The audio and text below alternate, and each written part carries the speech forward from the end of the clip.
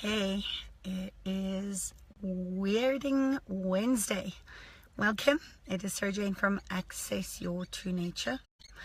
And I'm coming to you from my car. It's chilly out. But I want to speak to the one thing that is so simple, not easy to do, that actually has changed my life, continues to expand my creations, my growth with my daughter who is 11, and get my work out in the world, because I know how much this has changed my life. So here we are, and I want to talk about a very sensitive topic today. One that if you are a mother, if you are a parent, if you are really on a mission to make positive impact in the world, I hope that this will be beneficial to you. Hi Caroline, nice to see you here. Facebook's changing things around. It's pretty cool. So I was at my daughter's, I stayed with this morning, and there were about 10 of these bright young souls that were all sitting in a row waiting for their turn. Hi Paul, hi Liz. Waiting for their turn to recite a poem. And this is one of the things that I practice in my life and encourage my clients to do, is read, recite, and role play.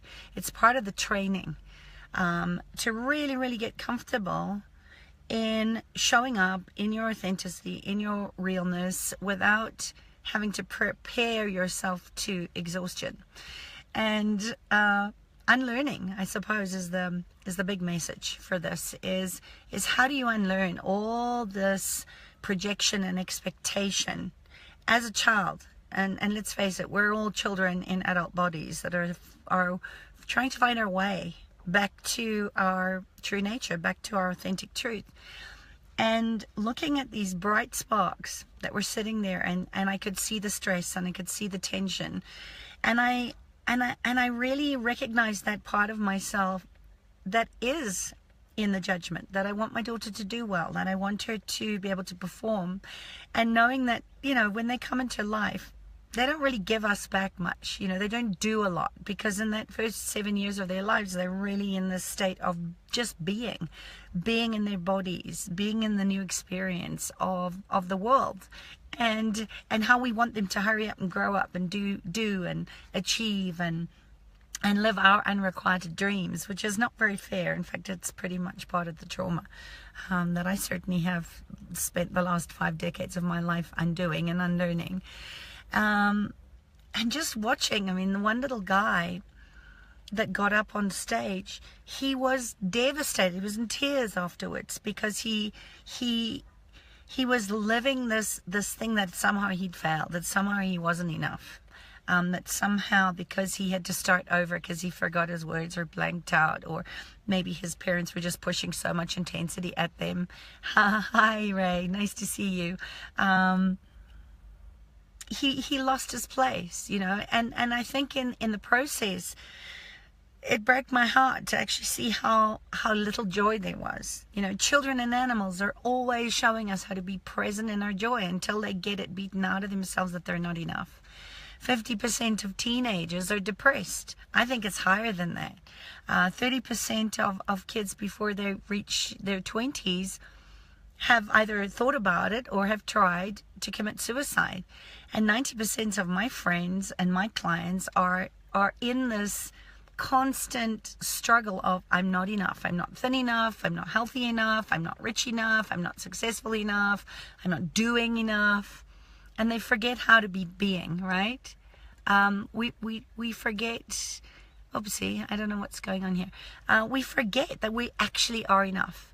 And this is the one thing that I constantly am putting out there, is that we're living in a world that's telling us from the day that we're born that we're not doing enough. And as a feeling, multi-sensory, sensitive little being, we believe that if we're not doing enough, that we actually intrinsically are flawed, that we are not enough. And this is where the work with the adverse childhood experience is so powerful. Working with the root cause of, when did you actually create the seed thought, and then accumulate all this evidence and all this proof outside of yourself to keep validating that you're not enough yet, that you have to keep on trying. Is this resonating? Hi Simone. Hi, Suzanne. Give me some hearts. Give me some love if you're liking this conversation, or if you have any questions, post them below. Because this really matters to me. I mean, this is why I constantly show up and do the work that I'm here to do in the world, because I don't want my child to feel like she is never enough. And yet I know that I have fallen into that trap, fallen back into the old school ways of parenting, that I have to somehow make my child live my unrequited dreams, be the one that actually has to come in handicapped to make me feel like I'm enough. And how easy it is to fall back into this trap. You know, it's an epidemic, this not enoughness. It's a very vicious blueprint that is in our ancestral inheritance. It's in our cultural inheritance. It's everywhere, where we're trying to control what our children are being, and trying to grow the parts of us that are still trapped in that childhood trauma to be enough. And where we stop trying to understand is the first place. When we stop trying to control what is not ours to control, which includes growing our children, which includes growing ourselves up, growing our businesses into something that we can be proud of. What if being enough doesn't mean that your book is you know, you have to write a book, first of all, or that you have to speak on a stage of 1,000 people, or you have to go off and come visit me in Africa and dig wells and inoculate children. Not a good idea anyway, and that's a whole nother topic of conversation. But what if giving food when you can to your local shelter, or serving at a soup kitchen when you can, is enough? What if what are you sorry for, Simone? You know, what if giving what you can is enough? What if it doesn't have to be a bestseller, or something monumental or epic that reaches headline news? You are enough. That's the one thing you have to just keep remembering, is that if you touch one person's life, if you change one person's attitude or belief, if you make somebody else see how beautiful they are just as they are, isn't that enough? And it's so funny, you know, I teach a process called the trust process. Amongst other things, there's a painting process that we do, which is incredibly cathartic. And part of the process is to write a mantra down. And it was so funny, because I found one of my old ones from 3 years ago. And the mantra was, I am enough. And that has sort of been the one thing that, nothing to prove, nothing to hide, but to really trust and believe that we're all enough, accepting you are exactly where you are. And yes, and when you are enough is enough.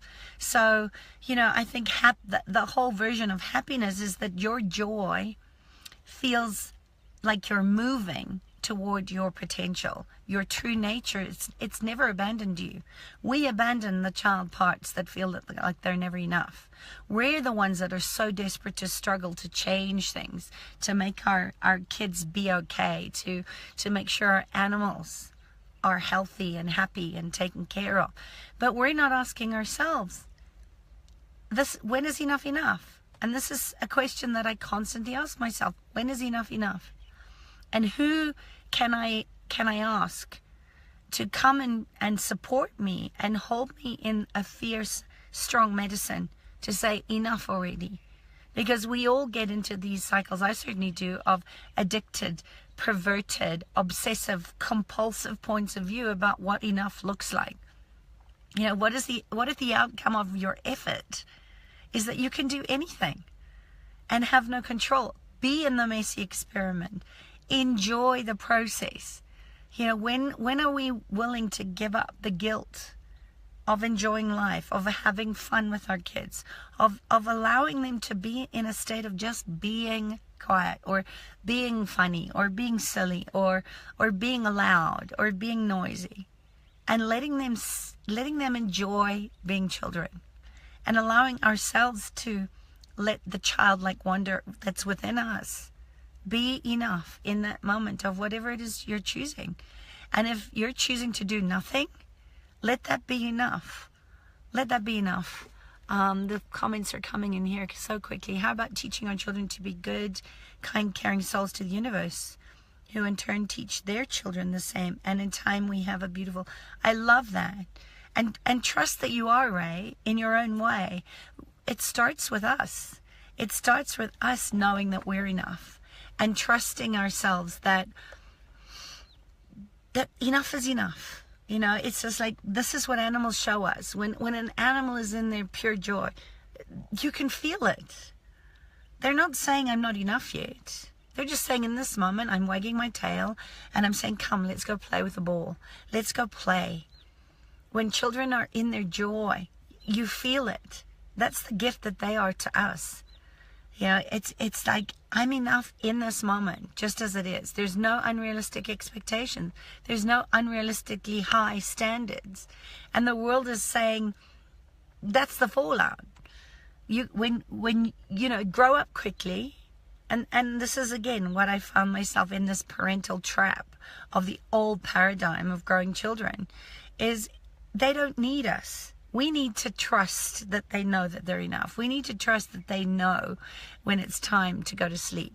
You know, and I'm not saying that, and this is where we do need boundaries, but it's just like, what if that's all that it takes, is trusting our children to know what's good for them, trusting that they know that they have clear, strong boundaries, that they know that they're fully embodied, that they know, you know, this is where permission to touch, permission to speak, permission to do whatever they're doing becomes a being.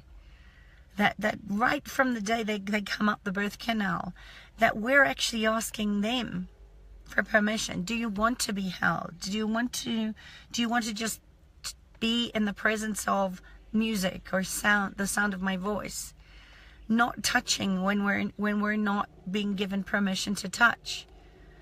Not comforting out of the place that we need comfort, but to really just know that we never really arrive in this place of joy from a place of waiting until things are lined up. Am I making sense? I hope I am, because this really touched me today, is watching these children that just felt utterly crushed over a freaking poem recital because they stalled on a word, or they were rushing through, or they got so caught up in overly producing their movements that they couldn't really feel the depth of the words that they were saying. You know, and just allowing them to be okay with that. Bring the joy back into the stuff they have to do. You know, they have to do their homework. But what if we could bring the joy back? What if we could bring the play back into inspiration, starting with communication? Getting back in touch with that. You know, what is the joy? How can we bring joy into the mundane? How can we bring joy into the tasks that we need to do? In the way that we're creating money, in the way that we're putting food on the table, in the way that we're growing our children, in the way that we're caring for the sick, or the animals in need, or the elderly. Where's the joy in that? Of deep down knowing that you are and always have been enough. Really, enough is enough.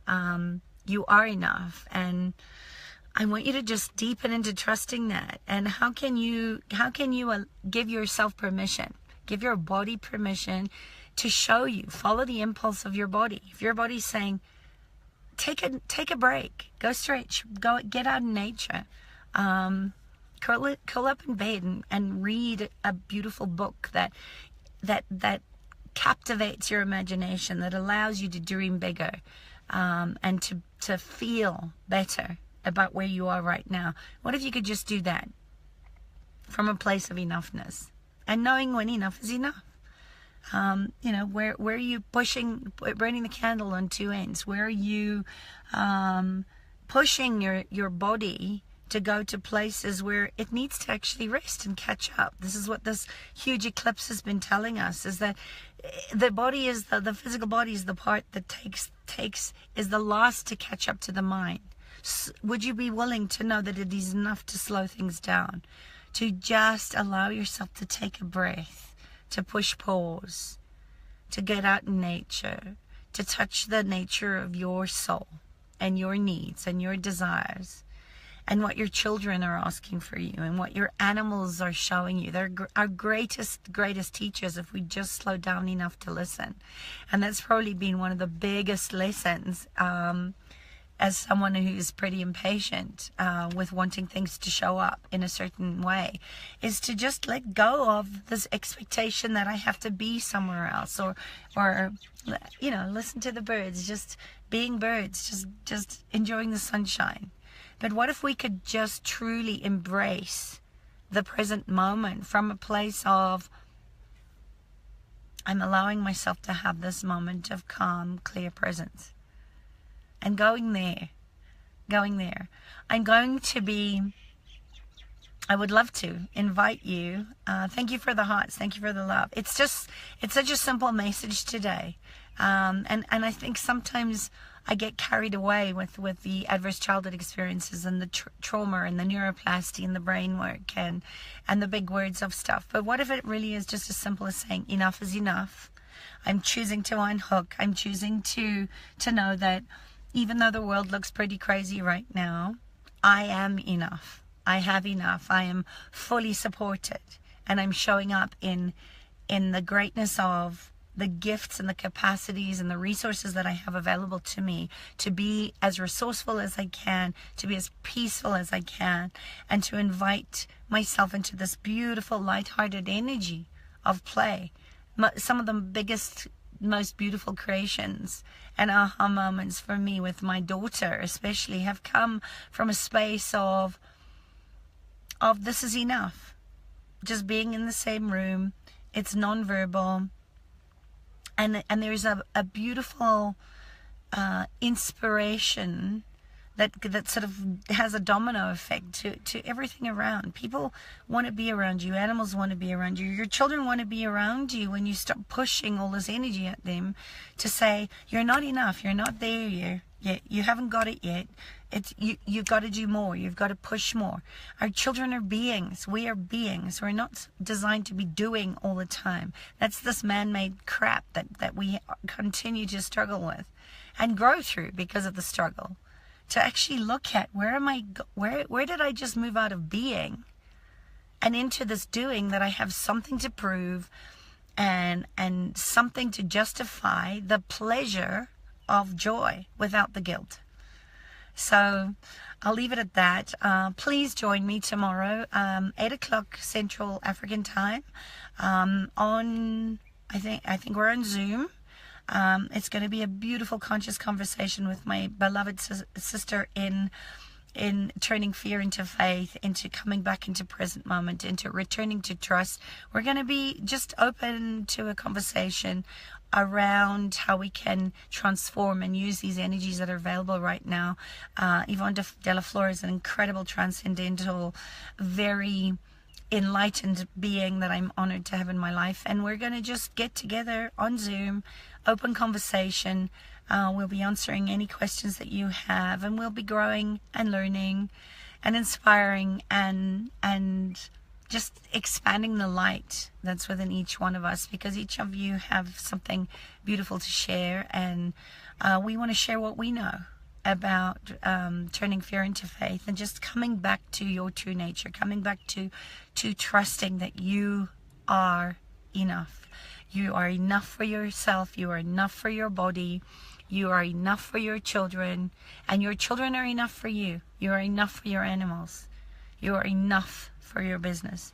So enough is enough, okay? Go there, enjoy the rest of your day wherever you are, and I look forward to you joining Yvonne and me tomorrow on Zoom.